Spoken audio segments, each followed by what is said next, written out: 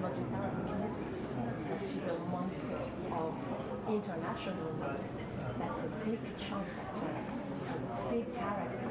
So why now in your career? I'm a big fan of biographies. I really watch a lot of biographies, and biographies, whether documentaries or whether feature length.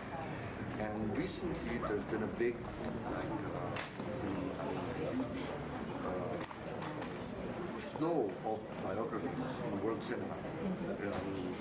Every year, there's plenty of biographies that are being done by artists, athletes, businessmen, politicians. I mean, every day there's something like that. And I think this has become a new norm in a way, and audience love it. And I thought that okay, this is the right time. This is the right time to enter this genre, because I'm always trying to be diverse in my work. So I'm never like consistent in one type, because I like to challenge myself, and this is something very important. I always think, how am I going to spend the next film, the time I spend on the next film? It's usually 3-4 years doing the film. So these 3-4 years need to be of value, where I learn something. So it's not only that I'm making the film has something to do with me. It's making you. Yes, exactly. So you mean the last 3-4 years you spent with Um Kalthum? Yes, and so this is the reason why, like, okay, I decided on, okay, it's time to do biography, because I like that, and at the same time, when you look closely to her journey and what she has achieved, and here I'm not talking about her musical achievement, because that is huge and unmatched. But what I realized, that there's a lot of material and a lot of details that have not been, or I didn't know about when it comes to her journey. This unbelievable transformation that she did, this unbelievable journey of power and being very influential. And I don't think we have a lot of people that manage to do that in public figures, being that influential on society, being able to like kind of carry her own voice and force her voice on the society, force her choices on the society. I don't think I know about. I mean, I personally do not know, even though I know about Um Kalthum ever since I was a child. It's very strange, very peculiar that we do not decide about her. That she created this union of musicians, how she dropped Yes.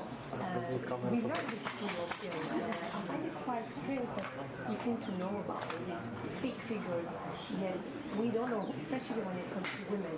So it looks a little bit feminist to me, what you did, because it's like we're learning how these women actually shape the industry, but also she almost shaped the country. She was as royal as the Queen Mother, even more so. Yes, absolutely. We don't know about it. Yeah, that's absolutely. And I didn't know that much about it.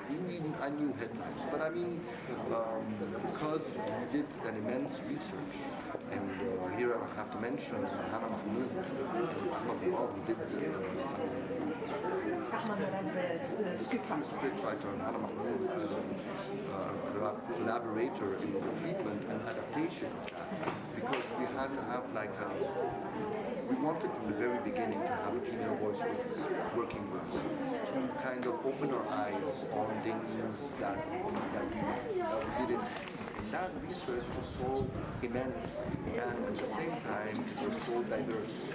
So because it was big and huge, so we started kind of creating a puzzle about her character, completing a puzzle about her. She actually had a memoir that she recorded in Egyptian radio, and she has a memoir that she has written.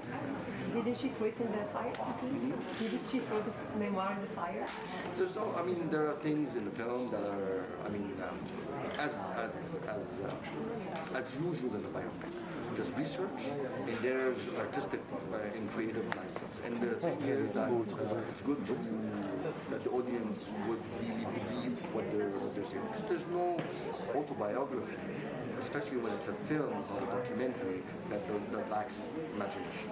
There has to be a sense of imagination. But we discovered the real character behind it, and the real powerful character behind it, the real person, the powerful person. And that was a huge discovery, and this is the story that we thought should be told. This is the story that people don't know, whether from younger generations or whether from older generations. And at the same time, this is the story that can be very inspiring for everyone. By the way, even for anyone, man or woman, just trying to find your own voice and fighting for it. But she did very tough choices. Extremely, for all these men. Also, there's something that struck me at the beginning of the film when she starts at Olympia, which was probably the most well-known performance of all the French people that live in Paris. Everybody's looking at it.